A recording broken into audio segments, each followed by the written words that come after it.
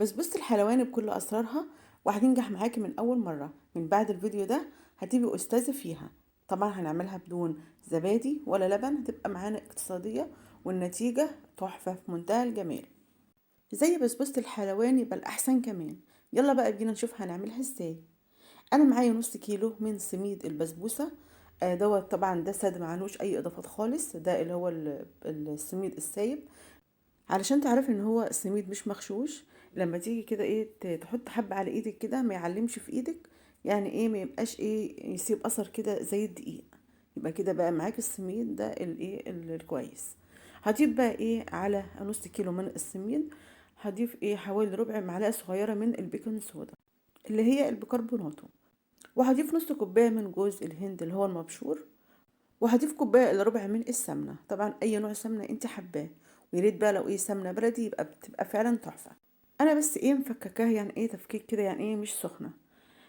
هلبسها كويس كده ايه بالسمنه، الخطوه دي مهمه قوي، لازم تغلفيها كلها ايه بالسمنه. هنعمل بقى ايه الماده السائله اللي احنا هنضيفها على سميد البسبوسه. انا معايا كده كوبايه الا ربع من السكر، عليهم كوبايه الا ربع من الميه، وهضيف كده ايه حوالي 3 معالق من عسل الجلوكوز، ده لو متوفر عندك. مش متوفر هتعملي اللي هو الايه الشربات التقيل بتاع الحلويات. هتعملي نص كوبايه من السكر، عليهم ربع كوبايه من الميه، وعصره نص ليمونيه، وهي كده ايه على النار لمده 5 دقايق لحد ايه ما يتقل.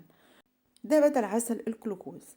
هضيف كده ايه رشه من الفانيليا السايله او باكو من الفانيليا البودر، وهقلب كده وايه على النار بس يا دوبك بس ايه تدفى بسيط خالص، يعني ايه تبقى فتره ما تبقاش سخنه. ما تضيفهاش على السميد سخنه عشان ما ايه ما تبوظش معاكي ايه البسبوسه. يا دوبك بس ايه تقليب كده على خفيف، يعني ايه في المرحله دي هنقلبها على خفيف خالص، مش هنعجن علشان ما تربيش معاك عرق، وفي نفس الوقت برضو ايه هتبقى معاكي ناشفه، ولما تيجي تحطي الشربات بتاع البسبوسه مش هيتشرب معاكي. يا دوبك بس ايه تقليبه كده ايه على الخفيف بمعلقه باطراف ايدك كده، وايه تلميها. معايا كده صينيه مدهونه سمنه.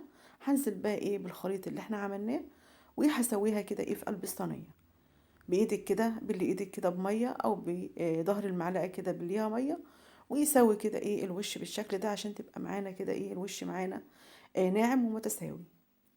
ونديها كده ايه خبطتين كده ايه على الرخامه علشان تبقى كلها كده ايه بسوا بعضها. هنسويها بقى ايه بالشكل ده لحد ما يبقى معانا كده ايه الوش كده ايه ناعم ومتساوي. خبطتين كده ايه على الرخام.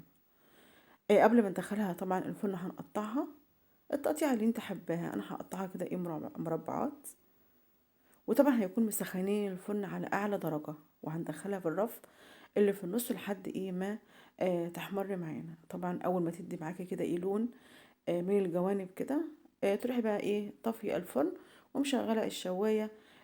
لما تحمر معاكي ايه من على الوش، لو الفرن بتاعك كويس هتحمر كلها على بعضها كده ايه، يعني ايه هي قعدت معايا حوالي يعني ايه 25 دقيقه، طبعا على حسب ايه الفرن بتاعك.